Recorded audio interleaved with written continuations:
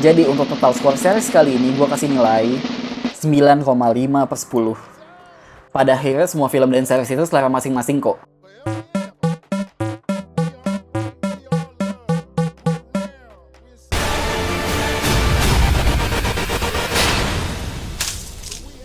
둘 중 하나는 죽어야 합니다.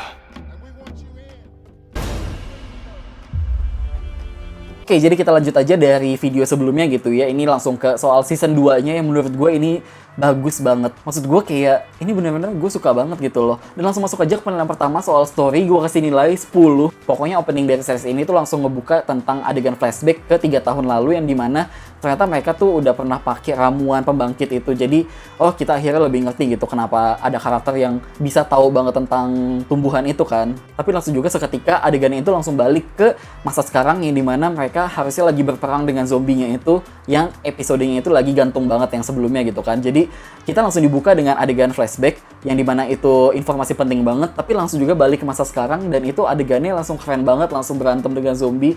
Ya pokoknya kece banget lah kalau udah berantem sama zombinya ini. Dan tiap kali berantem sama zombinya tuh ini kayak apa ya, gue tuh nontonnya heboh sendiri gitu loh, kayak mampus lo mati lo semua, kayak seru aja gitu loh, kayak istilahnya gue lagi main game, lagi bunuh-bunuhin zombie juga gitu kan. Dan mungkin hal lain yang gue temuin yang menarik gitu ya di season 2 kali ini adalah soal perdukunan ala-ala Korea yang sebenarnya mungkin kalau di masa sekarang kayak di Korea juga masih dipakai sih gitu kan, di beberapa film gue nonton ada kayak gitu. Nah cuma ya ternyata ini dari zaman dulu pun ya nggak jauh beda gitu loh kalau gue lihat dengan yang sekarang gitu kan, perdukunannya ini. Dan bahkan yang gue suka gitu ya di episode 1 nih di season 2 ini tuh langsung karakter desire-nya, motivasi si pangeran ini tuh langsung jelas banget. Jadi kayak kita tahu titik poin bahwa season 2 ini bakal bercerita ke arah mana, itu jadi jelas banget gitu loh. Walaupun memang ceritanya kan masih nyambung dengan yang sebelumnya, tapi di sini kayak punya titik balik yang baru gitu loh untuk di season ini. Itu dimana karakter si pangerannya ini mau ngebunuh si Cho Hak-ju gitu kan. Dan juga nih tiap kali di sini muncul adegan karakter yang kita udah kenal dari season 1 terus tiba-tiba mati gitu kan.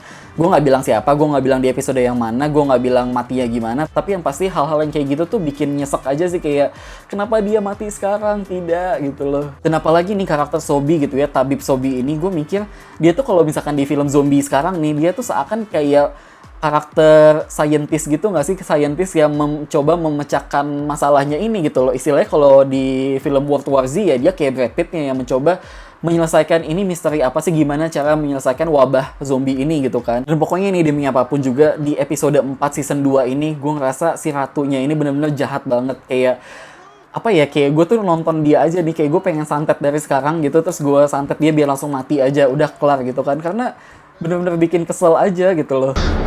나도 저것들을 이용해 관제를 내릴 것이다. Nah terus juga yang udah gue bilang sebelumnya di season 1 gitu ya, kalau ini tuh banyak banget yang namanya karakter-karakter yang nama-namanya agak sulit untuk diingat. Dan di season 2 ini ternyata penambahan karakternya pun juga banyak dan kalian harus nambah lagi untuk nginget gitu ya. Jadi ya nontonnya harus serius aja sih maksud gue. Dan pokoknya nih ya di episode 5 itu gue bener-bener nontonnya juga terharu banget, kayak wow gitu loh. Itu memang konfliknya lebih ke arah soal politik si kingdomnya itu kan. Cuma gue nontonnya pun juga jadi kayak gila ya, kayak kepikiran banget ini si ratu sejahat ini gitu loh. Dan apalagi nih episode terakhirnya pun juga langsung kita dibawa ke adegan klimaksnya gitu, dimana itu wabah zombie langsung merajalela banget di area si kerajaannya itu kan. Terus ada momen adegan si Sobi dia bawa bayi gitu, terus bayinya si ratu kan. Nah cuma dia kayak apa sih, kayak kain gitu dia bakar, terus dia langsung ngumpetin badannya gitu di dalam kain yang terbakar supaya zombie-zombie itu pada minggir gitu kan. Itu keren banget sih adegannya. Dan yang pasti sesuai dugaan gue juga gitu ya, bahwa ya ini cerita pasti masih berlanjut lagi gitu loh. Nah cuma mungkin memang awalnya gue mikir kayak,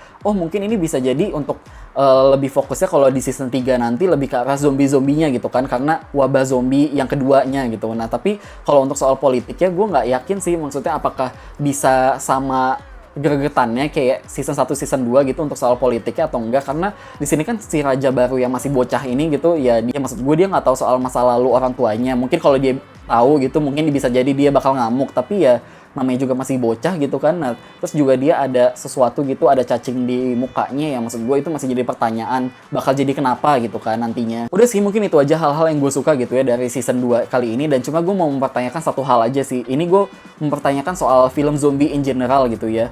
Kenapa sih maksud gue di film-film zombie yang lain ataupun zombie ini kebanyakan gitu ya, kayak zombie itu istilahnya dia kan lapar atau bisa nyium ya darah atau daging fresh gitu kan ya, istilahnya manusia yang belum kena virusnya juga gitu kan. Nah tapi kayak misalkan dia gigit satu orang, terus kayak belum selesai dia langsung kabur gigit yang lain gitu. Maksud gue kayak ini zombie kayak rakus banget. Maksud gue kayak bisa nggak sih makan satu, gigit satu, udah makan dulu aja, abisin itu sampai tulang-tulang terakhir, kayak kalian makan ayam, ngemut-ngemut tulangnya dan segala macemnya kan.